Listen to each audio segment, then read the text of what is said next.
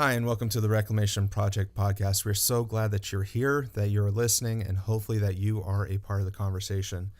Today, we are going to go into a new subject, and I think that this subject that we're going to talk about today really has a lot to do with the subjects that we've been talking about, from stress to fear to failure to storms, even anxiety and depression. All those negative things that we feel really stem and are cultivated a lot of times out of this next subject, which is guilt.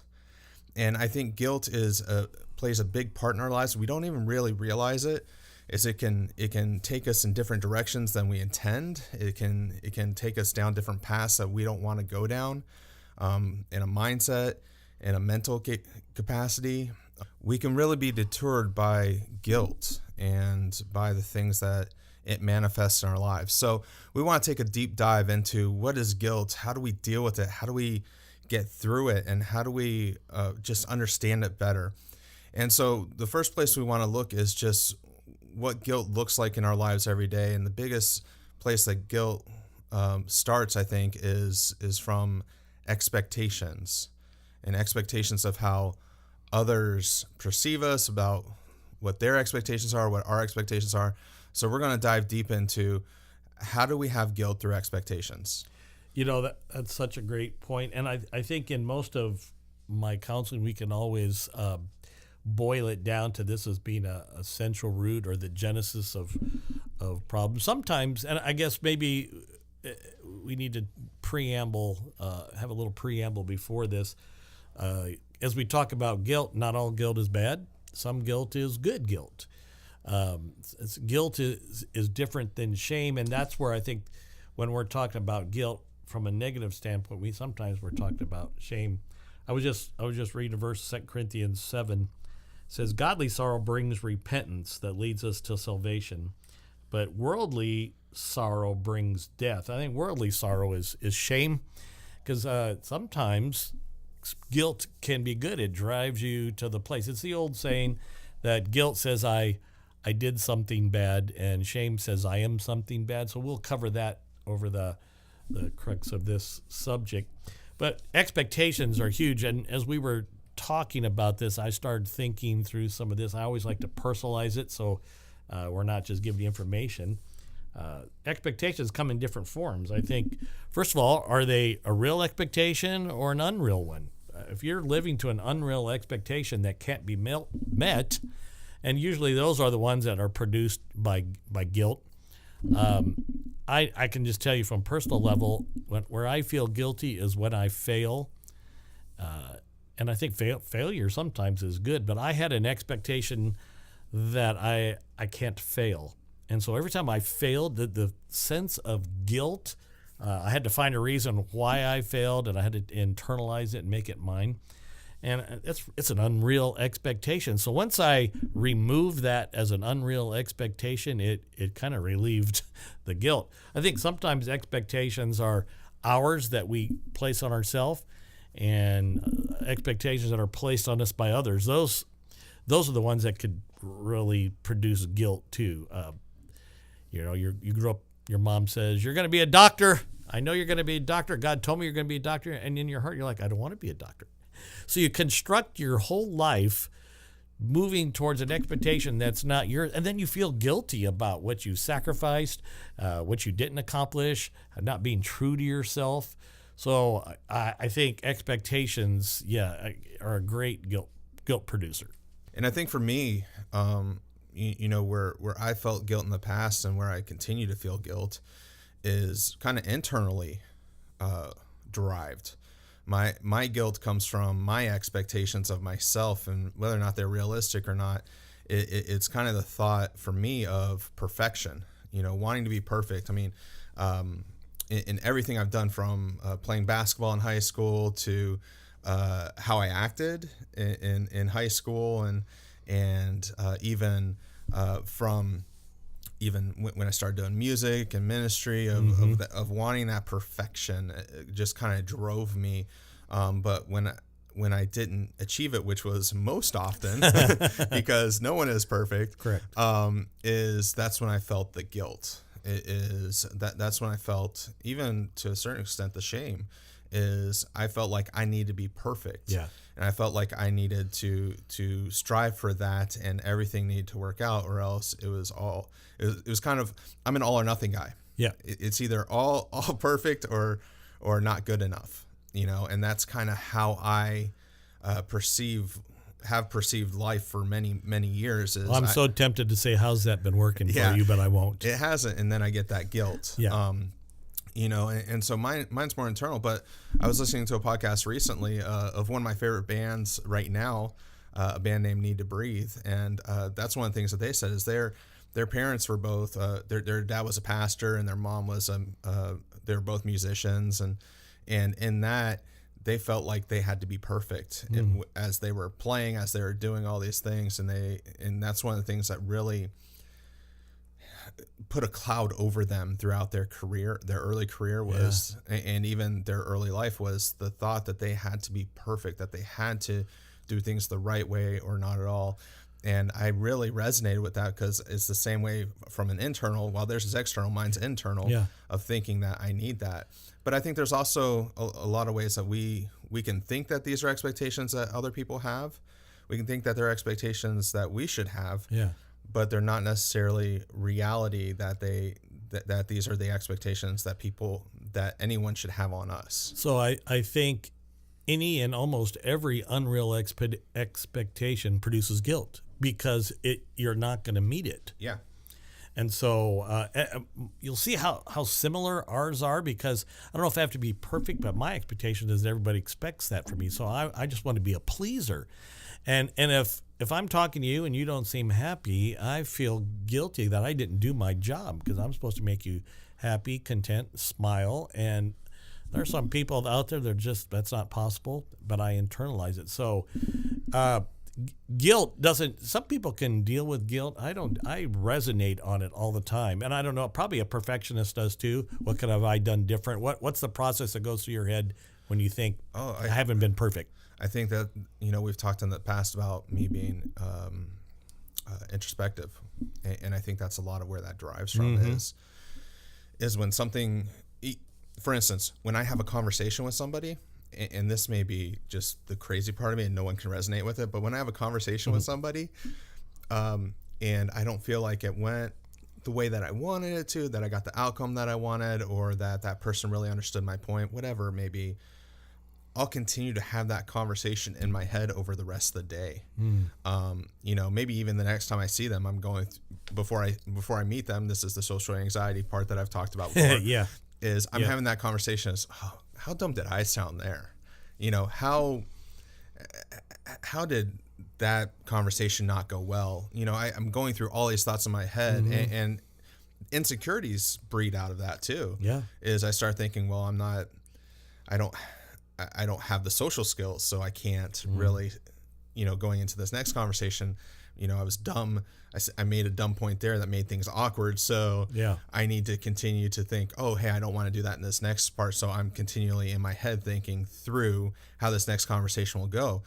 And I think there is that element of guilt in that because it's not perfect. So I'm thinking, oh, I got to be better or I wasn't good enough. And that breeds those insecurities into that. Yeah. And fleshes out what we've talked about the last few podcasts about stress and I can't live in the moment if I'm always worried about trying to perform. So, which is why we chose this as a topic. We think maybe this could be the root or the genesis of all of that.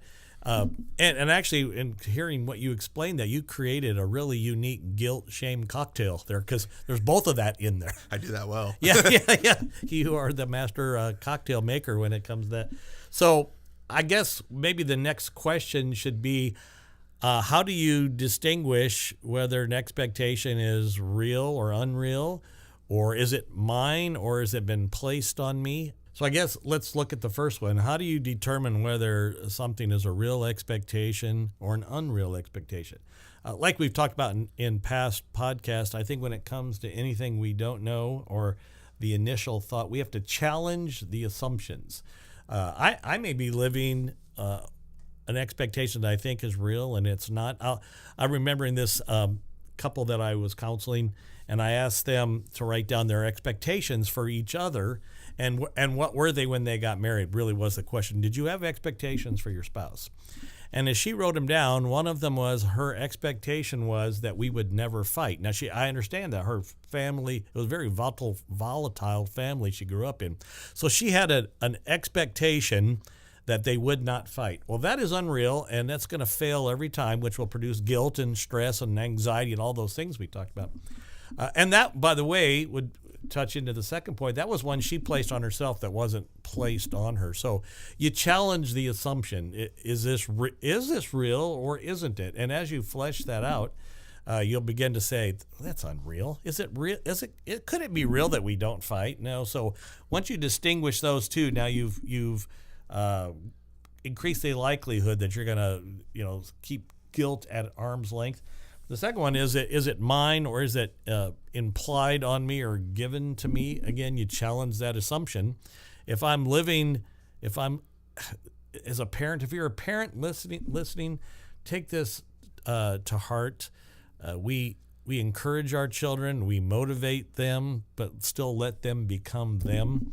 And we didn't have children so that we could produce mini-me's, and that's a horrible expectation to place on somebody. I just watched a documentary on Michael Jordan's son. Can you imagine Michael Jordan's son playing basketball for his JV basketball team? Oh yeah, you probably come in with, this guy's going to carry the load, and we're going to be awesome. And then when that doesn't happen, do you think it's possible that he could have lived up to those expectations? Absolutely not.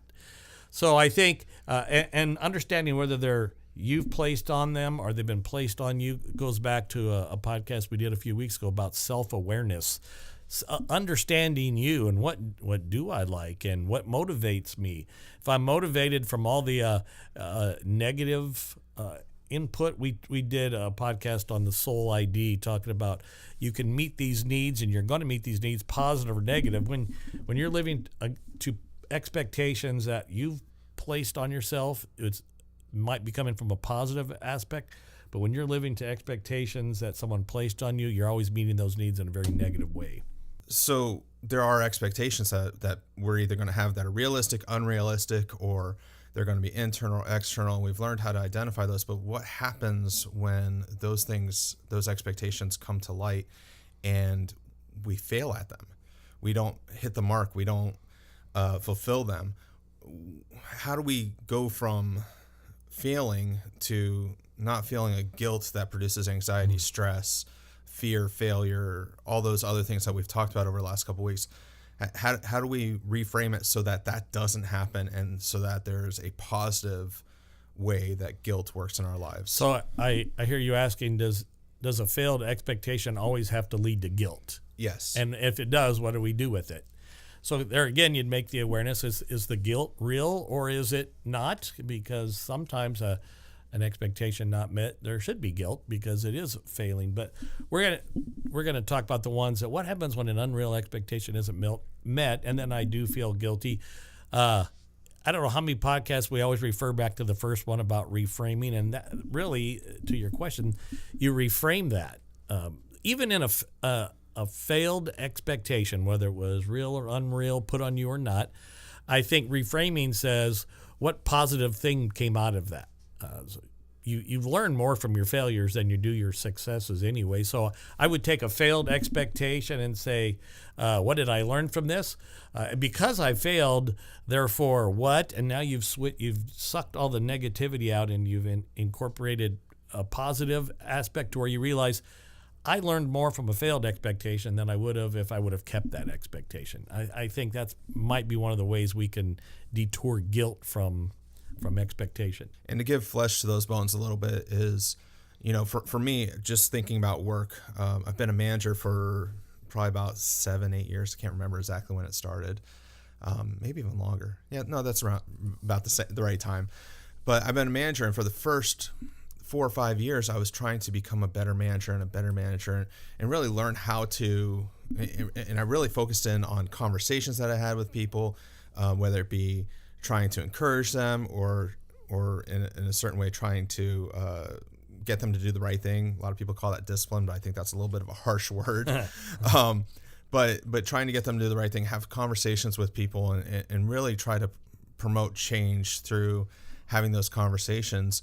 And about 4 or 5 years in, or at least for my first 4 or 5 years, I'd say, is I really struggled with managing people. And I realized at some point is I could feel guilty about the way that I manage people, from having a conversation that didn't go well to trying to come back to that conversation and change up my approach to get someone to do something well. I would have those quite a bit, and I realized that it was really hard for me to manage people. But where I really had a little bit of a better skill set was to lead people, to show them how to work by example, to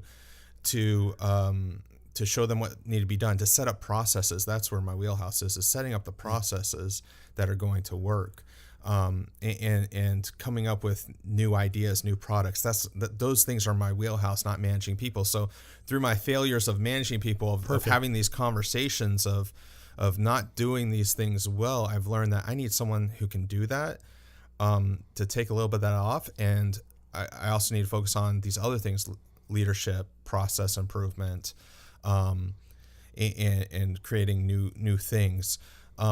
But what's happened with that too, I will say, is I've become a better manager of people, because that onus hasn't been on me as much, and I've had other people to bounce ideas off of, because I brought other people into the fold, like an assistant manager into the fold. Now I can bounce those ideas before I go to that person, and I can be ready to have that conversation a little bit better. Because you're more secure in your new role. Exactly. And so I've taken this thing that I felt guilty about and moved it into a place that has promise and production and is more productive than it was back then. I still need to work on things from a management standpoint. Yep. I still need to become better at relating to my staff that way. But I feel like overall, because I've made that switch, I've become a better manager. So as we sit here today in real time, would you look back at that, air quotes right now, failure, and say it was a positive thing or a negative thing? I think it's a positive thing, because when I have those failures where I have those things, I feel bad about them. I feel like I said, it's not perfect. And so therefore it's a loss. Yeah. However, I've learned to reframe those things a little bit, in that it's helped me grow and become better at what I do. Right. And so you just can't have guilt and positivity. They don't go together. So when I reframed that as, you know what, yes, I feel bad about that, but what I've learned from that and how I've changed, this is good. It's hard to feel guilty about that.